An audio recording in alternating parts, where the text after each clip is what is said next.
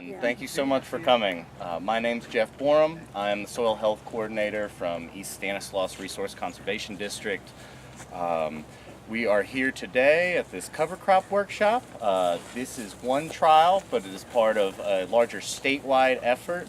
Have almost 10 sites around the state. Taking a look at cover crops on different systems in different microclimates and things like that. So first off, thank you so much for coming. Also wanted to thank our sponsors and the people that we collaborate with, which is consistent. Inland Empire Resource Conservation District. We are working with Xerxes Society, the Natural Resource Conservation Service, and then this grant specifically was brought to us by Western SARE, the Sustainable Agricultural Research and Education. And so thanks to all of them. And so into cover crops and into our workshop, I'll be giving a quick overview of what will be going on today, but you won't have to listen to me the whole day, right? You'll get to listen to other smart people, much smarter than me. That's what I try and do, is surround yourself with smart people, right? And then you look really smart, but you don't have to do as much work. Double thumbs up. So, cover crops. There are many cover crop workshops going on, I feel like, around the state, whether it be for farming, urban gardening, whatever their focus, I think you can utilize them in all these places. We were just talking about, is this a good place for urban gardeners? Yes, absolutely. And urban farms, however you want to call them, especially like here where we are in the Inland Empire, I think it's of extreme importance that we utilize every piece of ground that we can for things like sequestering carbon, retaining water, water holding capacity, building up the soils so we have good food, all those things. So I think it's extremely important. But cover crops in general are not a new practice, right? I think the first time in European history, it is 683 BCE that Virgil, the philosopher, wrote about them putting in legumes in between corn and other grains. Now, they didn't know, I think, the exact science behind it, but they knew that it worked. If you go back even further, tens of thousands of years into China and into Asian cultures, they talk about, there's writings about cover crops there as well. So not new, but what is new is how are we integrating these into our systems here today, especially in California, because we're so diverse. This is such a heterogeneous state when it comes to agriculture, gardening, what we grow up and down the state. And so looking at these things in different places, and so it's been super exciting for me to go across the state and see what we can do here. And so I'm really excited. Thanks so much to Tricia and Fat Angel Farm for having us here, for being willing to do the trial, and then for continuing to wanting to work with us and having this workshop. Thank you so much. Tricia will be speaking in a moment. Let's see. Other than that, I think I could also just say, let's remember that cover cropping is one practice. I'm here to preach about it. I'll be super excited. People are going to be passionate about it, but it's one practice in a large toolbox, right? You can utilize it with composting. You can utilize it with mulching, among other things, but you do want to always assess your soil, assess your water, look at what's going on in your ecosystem, whether it be a small garden, large farm, before you go about cover cropping. And that's some of the resources that we've given you. Have things like, oh, what are you thinking about before you put down a cover crop? And so that's something always important to think about as well. Hello, I'm Margaret Smithicker-Pearl. I work for NRCS. I'm manager of the Lockford Plant Material Center, and I do a lot of work with cover crops. Right now, I'm standing in a walnut orchard in the southern part of the Central Valley in California, south of Fresno. This is an area where a lot of producers, it's very heavily agricultural, but not a lot of producers actually use cover crops at the present time. This particular one, the site was planted with a mix of brassicas and also clover in the fall of last year. Now we're in March, and as you can see, it looks lovely. So I want to talk about the benefits of cover crops. To me, one of the big benefits is water. And this is actually one of the reasons that a lot of producers don't use cover crops, because they think that they're going to be using up all the water. But if you have cover crops planted, when it does rain, you get wonderful infiltration. We've done studies, especially on heavy clay soils, where if there's bare ground and there's an inch of rainfall, it'll take half an hour for that water to soak into the soil. Whereas where we have cover crops planted, all the water will soak in 20 seconds. So in the sudden storm, that water is all trapped within the orchard. So infiltration is one thing. Another benefit is water holding capacity. This takes a little longer to develop, and how long it takes will depend on what you're planting for your cover crop and also where you are. In the southern part of the Central Valley, it'll take longer probably than in the more northerly parts. But producers who've grown cover crops for several years have increased the organic carbon in their soil. And there's a clear relationship between the amount of organic carbon in the soil and the water holding capacity. So after a few years, and it can take 3 to 5 years, producers will notice they will need to irrigate less. Some of them may even get rid of 1 or 2 irrigations over the season. It's really good for the plants because for the trees, because the water holding capacity means they stay healthier through the season.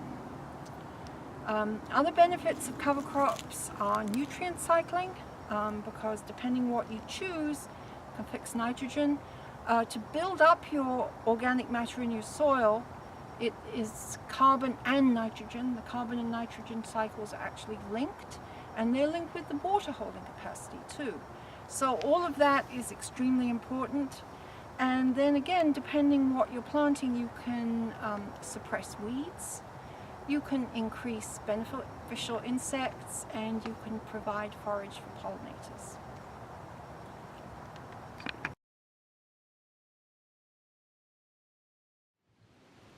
Like I said, I believe in keeping roots on the ground. So we are going to terminate this. We're probably going to disc it in. I have water. I just don't really want to use it out here this summer, so I may just let it be dormant. I'll probably put in something to look at in the summertime, just what we would normally plant in the summertime. But if I could leave it minorly disturbed, in other words, not go out and disc it until it's flowering, then we're probably going to save ourselves a little carbon, we're going to save ourselves a little bit of water infiltration we gained out of the root because we're not really beating it all up, creating anything. So we're going to, not necessarily no-till, but we're going to kind of go conservation tillage, low tillage on this until we have to have a good seed. I'm looking at most of the hard spots and what have you out here amongst all this. Okay, well, 5 years of fairly intensive agriculture will probably bring this thing around where it's all even. But otherwise, you got to remember this was almost basically a parking lot 2 years ago. What I'm getting out of this one is just the huge amount of weed population I have out here. Is if you know you got weeds coming, clover's not necessarily what you want to start out with. You want to kind of beat those back a little bit first, a couple of years. Your plan, and another thing we've done on telling people on cover cropping is you go in with a plan. Valerie's touched on all the things that go into picking what you're going to use. What have I got to plan for? What have I got to control with? Where am I at? What kind of crop am I doing? Those type of things come into this thing. This is just a consideration of that. You know you got a lot of weeds out there, or you know you got a lot of something. Then you kind of go, yeah, let's not put that in because it just doesn't compete real well. Let's do something like this for a couple of years and get ourselves set up to put this in. The neat thing about doing it in young trees is you start out with a plow down or something like that because you're going to disc it for a couple of years anyways until you get the core where you want. That's when you start looking at lower residue situations. So yeah, we could have worked this probably once or twice and limited the weeds. Probably wouldn't have stopped it, but we could have limited the weeds and the clovers maybe expressing more. It's going to flower 2 or 3 weeks versus this is a full flower I stand having all that dry stuff out there in the 4th of July before I mow it, so it precedes itself. You can crunch it off, but what we usually what we always run into though is it flowers, and it flowers over a period of time. So some of the early stuff starting to turn brown. It's dropping some seed maybe, but the last things that flower in there are just getting done, and it's all starting to turn brown, and your neighbors are all laughing at you, so you go out and mow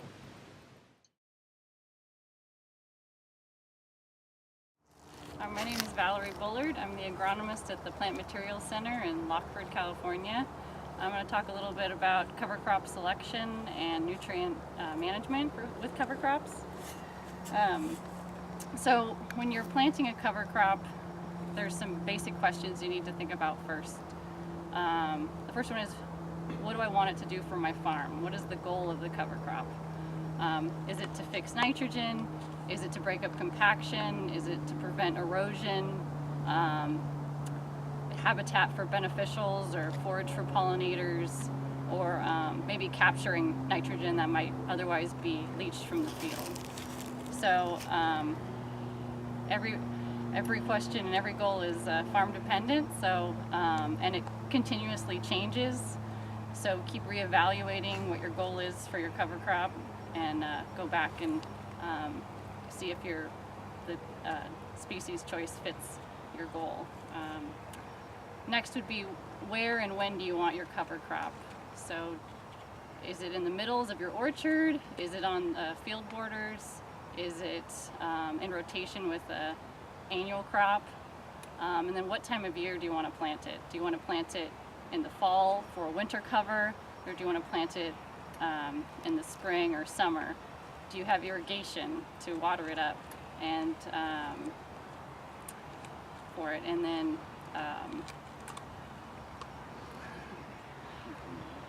what equipment do you have to plant your cover crop? Do you have a broadcaster or belly grinder? Do you have a grain drill? Do you plan on renting equipment? Some of the seed sizes are really equipment dependent. Some are not spread well through certain equipment, so another consideration you need to think about. So when choosing a cover crop, here we have some cool season cover crops, and I'll just kind of go through a couple main groups of species. The main ones are grasses, forbs, and legumes. So we'll take a look at each one and the benefits of them. So this is the first one, be a grass or a cereal. These are really great for breaking up compaction, capturing nitrogen into the plant, keeping it from being leached or lost in the system. Also really great for erosion control, and they are quick growing in the fall. And so they're really great for weed suppression as well. For nutrient management considerations, when you're looking at using grasses or cereals, you want to make sure and terminate them before they flower. If nitrogen management is something you're looking at and you want something you're really concerned about, be sure to terminate it before it flowers, and then all that won't be tied up. If the cereal or grass goes to flower, you can have your nitrogen tied up for weeks or even months, which can take a long time to get it back to a useful form for your crop. Other option would be to mix in a legume with a cereal, and then you can actually wait longer because you have that extra nitrogen from the legume. If you do like a 50-50 mix, you can postpone termination a little bit later and still get back your nitrogen return on that.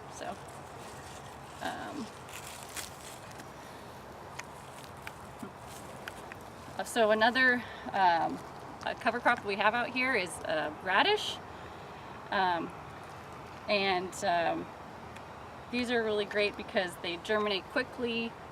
In the fall, they smother weeds. They have a lot of biomass. You can see this one has they have a nice taproot that breaks up compaction and also mines nutrients. These can get down, they can grow deeper than a lot of annual crops root systems, and so they can actually capture that nitrogen that might otherwise be lost. This one's showing a little kink at the bottom, so this radish hit a compacted layer and found it really difficult to grow, so it started growing sideways. But these are really great cover crops for that. And then their blooms are attractive to pollinators. These have a little more nitrogen in them, and so they break down a little faster. The tops will break down faster than the roots. If you go through and mow, the roots will stay there and then slowly decompose and leave a hole, which is really great for infiltration, penetration into the soil. And then the third category is legumes, and this we have in the field next door. There's hairy vetch, and legumes are great because they fix nitrogen from the atmosphere, so you don't have to add fertilizer. If you have excess nitrogen in your system, they will just use that. They're lazy, they don't want to do any work. But if you have the right inoculant, you can get them to fix quite a bit of nitrogen and have a lot of plant available nitrogen for your next crop. These also have a lot of biomass and contribute a lot of organic matter. They grow slow in the fall and in the a little slow in the winter, but in the spring they'll catch up and they can smother out weeds. So for these legumes, the top has most of the nitrogen. It's like 70 to 80% of the nitrogen, and only about 10% is in the roots. The roots will slough off some nodules, and which are right here. It'll slough off nitrogen and or nodules and roots, so it'll leave some nitrogen in the soil. But if nitrogen is a main concern or main goal, you're going to want to chop this up, and you can either leave it on the surface. It'll take a little longer to mineralize, or you can disc it in and it'll be available to your crop in like 4 to 6 weeks. So the thing with the legumes or the radish is you want to terminate them before they reach 50% bloom, or else you start losing some of that nitrogen and it starts becoming unavailable. So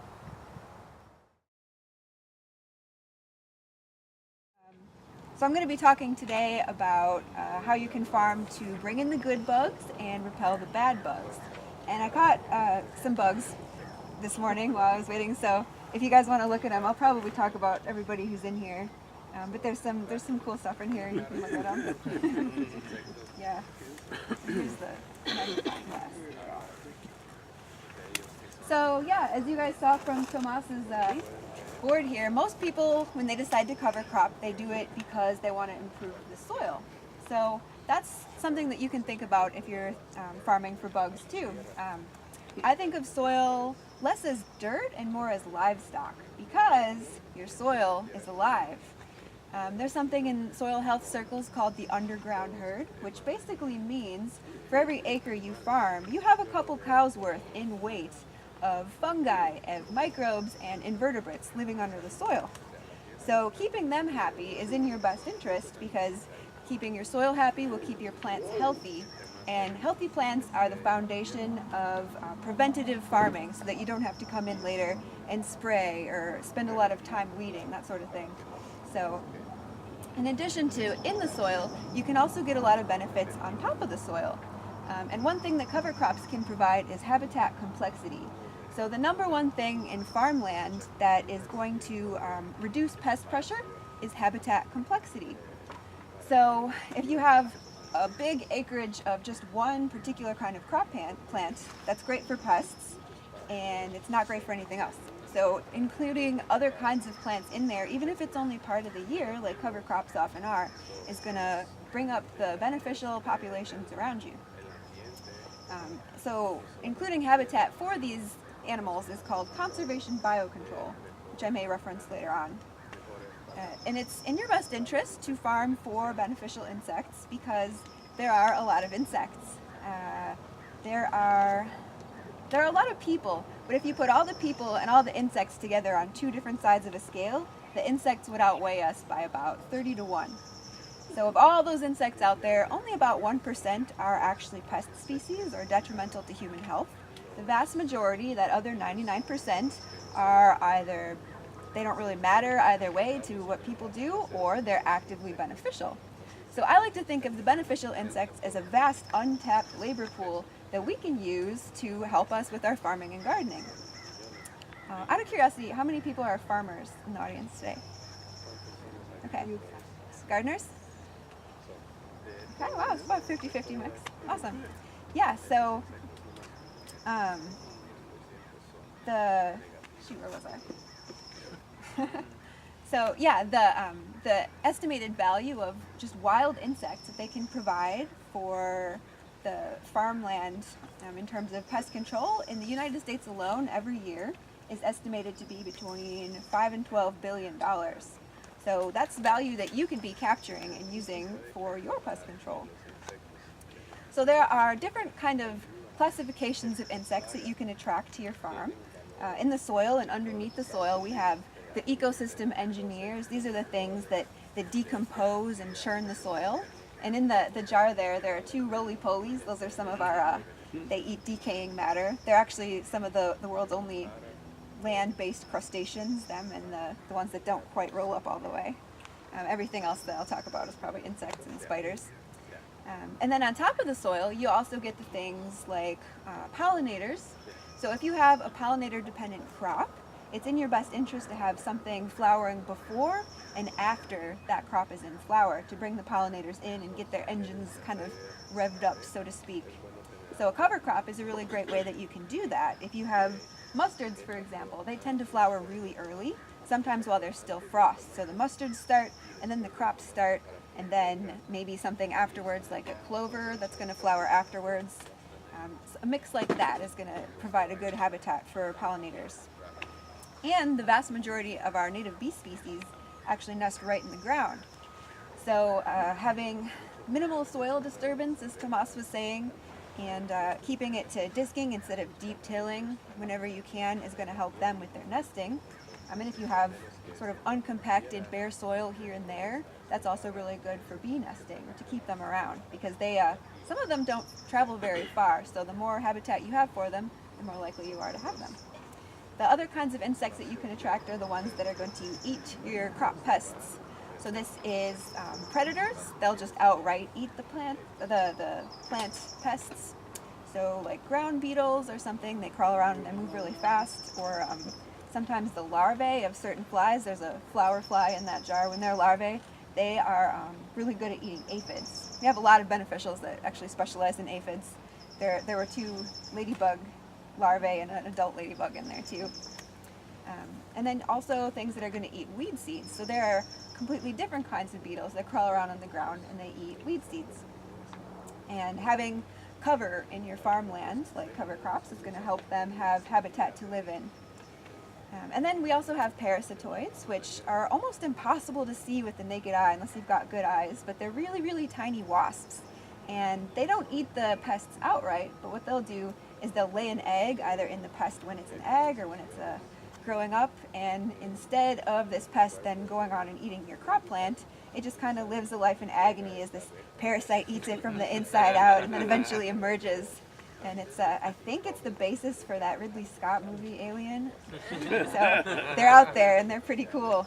And they really like flowering cover crops to keep them in. So things that provide pollen and nectar are going to provide for your beneficial insects. So when you're designing habitat for beneficial insects, they really only need 3 things. And the first one is food. So food can be provided to them in the form of flowers. So this is where it comes into you need to sit down and figure out what you want out of your farm, because sometimes, all the time, it's a trade-off of what you're going to get. So if you really want a lot of pest control, say you have a huge aphid problem and you want parasitic wasps and ladybugs, you might have to trade off some of that nitrogen benefit and get things to flower longer so that you have some of these bugs there. So the flowers that are really good for insects can be like yarrow and buckwheat, things that have really tiny compound flowers that attract really tiny animals. And then also they need shelter. So this can be the soil itself, keeping in mind that, you know, every time you disturb the soil, you're messing with your underground herd, and you might be harming some of the bugs that live in there, so keeping that to a minimum. And then the cover crops themselves provide habitat structure. So like the ladybugs, here's one right now. Oh, there it goes. They've been kind of hiding in the cover crop out here, and when it gets cold, instead of freezing to death on top, they kind of cluster down at the bottom. So the more vegetation you have, the more hiding places these bugs have, so they stay around longer. So we have food, shelter, and then the third thing that people don't always consider is protection from pesticides. So this isn't to say that you can't use pesticides at all if you want to have beneficial insects, but just be aware with your management practices. For example, if you have your cover crop and it's in beautiful flowers and you need to get in there and spray something that could have non-target effects on some of your beneficial insects, your first step should be to go in and mow the cover crop so that they're not getting the spray. And then it's always a good idea to, if you're not sure what you're using and if it can have non-target effects, UC IPM has a really good tool online. I think if you just Google bee precaution rating, UC IPM, you can put in the active ingredient and all kinds of different compounds and figure out if it's got a green rating, which means, yeah, you can spray it, it's fine, a yellow rating, which means use with caution, or a red rating, which means this is going to have non-target effects on bees. For example, there is something that happened in Pennsylvania a few years ago called the slug apocalypse, where these soybean growers were growing their soybeans and they decided to switch to using a neonicotinoid seed coat, which, if you're not familiar with neonicotinoids, they are broadly toxic to a lot of different insects. So they didn't have problems with their aphids or whatever foliar feeding insects they were trying to target with this, but all of a sudden the slugs came, and they'd never had a problem with slugs before. And what happened was this seed coat killed all of the predatory ground beetles that were keeping the slugs in check. So they got rid of one pest only to get overwhelmed by another one. So trade-offs. Yeah, and keeping that sort of thing in mind. And also, if you're organic, there are still organic compounds that can have broad toxicity to pollinators. So it's always good to check what you're using. So the takeaway messages here are keep those three things in mind, and then also consider what you're using and how you manage it. So if you want to have beneficial insects, there are a lot of traditionally available cover crop plants out there, like the ones in here, a lot of different clovers and brassicas, cereals, that sort of thing. And these are nice because they tend to be pretty cheap and they're pretty easily available, so you can find them and plant them without it breaking the bank. But they don't have the ideal benefit for pollinators and beneficial insects. So if you really, really want something that's going to attract them, your best bet is native wildflowers. The caveat there being these can be kind of hard to find, and they can also be kind of expensive. So what I recommend if you're doing insectary cover cropping is to do a mix of both. So you get the cheap, readily available cover crop mixes, and then you also include some wildflowers. So you can mix them all together, or you can do mostly the traditional cover crops and then do just a couple rows of the wildflowers to get that in there. And there's no rule that says you have to cover crop everything all at once. You can start small and only do a little bit and play around with it. This is a long game. Cover cropping can take a long time. So if you're thinking about doing it, don't get discouraged if you do it and the first year it doesn't seem like it does anything, or maybe something gets worse. Like, it takes a little bit of time to finesse it. Every field is different, every year is different, and how things are going to grow. So, but over time, generally speaking, you're going to start to see benefits over a few years.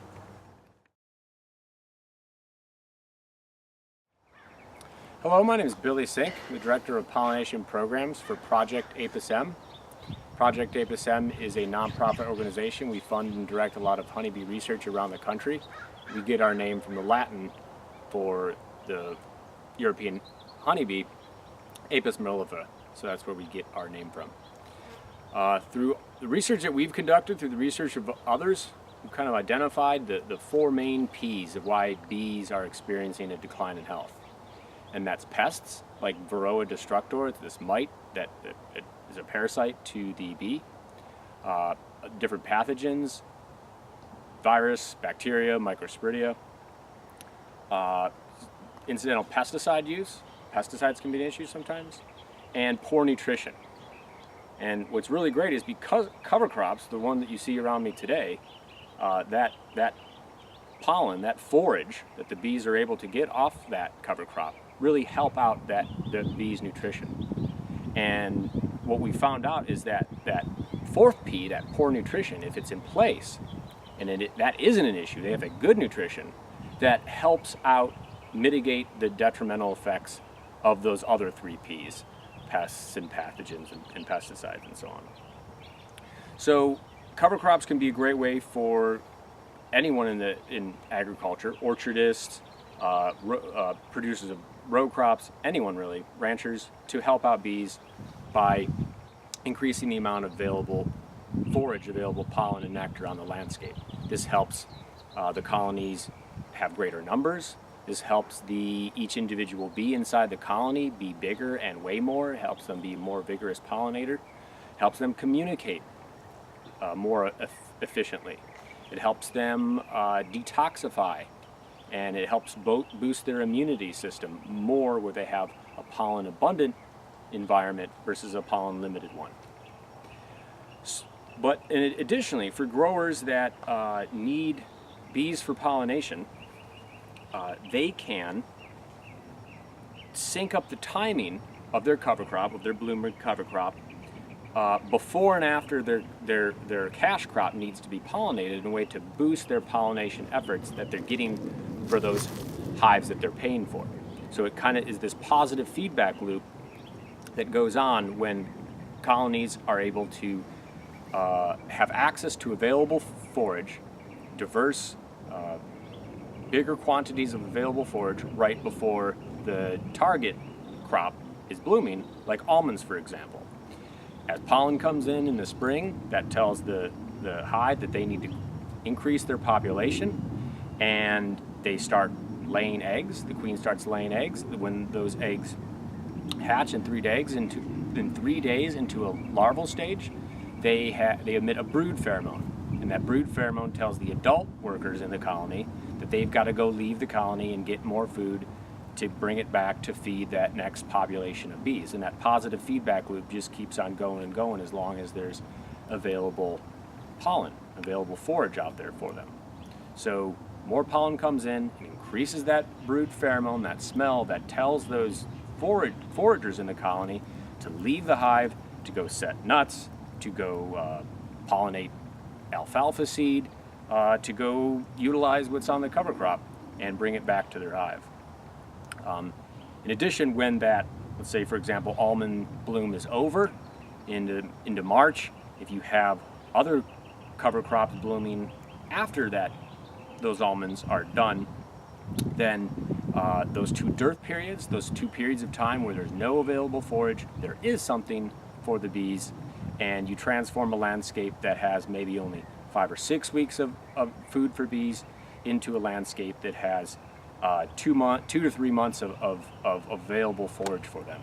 And the beekeepers like it a lot more, and the growers do as well because they have more vigorous bees.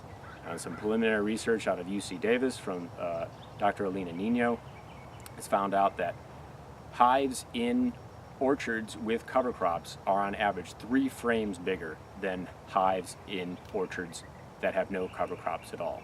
So that three frames of bees is a lot of bees, and that really makes a difference to the beekeeper because they get bigger colonies back, and it really makes a difference to the grower because they have bigger colonies, more vigorous colonies that are doing better pollination. Question? How many frames are typical for? So kind of the almond industry drives the beekeeping industry in terms of the hive strength and the quantity that are available. So the UC recommendation is 8 frame average.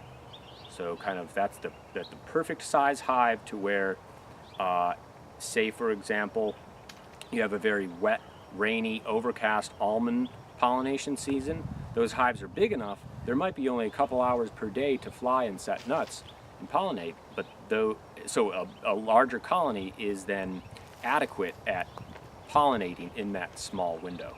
So a 3 frame average in addition to that 8 frames can really do a whole lot more work. It can take weaker colonies and make them that adequate 8 frames, and it can take 8 frame colonies and make them a whole lot bigger. Could you tell me some about the Seeds for Bees program? Absolutely. So Project Lupus M has a forage program, a cover crop program called Seeds for Bees. The program I manage, and it is based on an application, an open enrollment that starts in July 1st. You apply on our website, takes a very short amount of time, 10-15 minutes, and growers signing up for the first year, that get accepted in their first year, you get $2,000 worth of free cover crop seed. The second year they sign up and get approved, they get $1,000 worth of cover crop seed. They always get access to good pricing, free shipping. We always offer free shipping, and they get any sort of technical advice that they need from me. They can call me, ask questions. I do site visits. And then in years 3, 4, and 5, and so on, then they get free shipping and that sort of thing, but they buy the seed for themselves, and we've seen a lot of growers do that because they're starting to realize the value of cover crop seed is a whole lot more than what that cover crop seed costs and what the labor is to install it.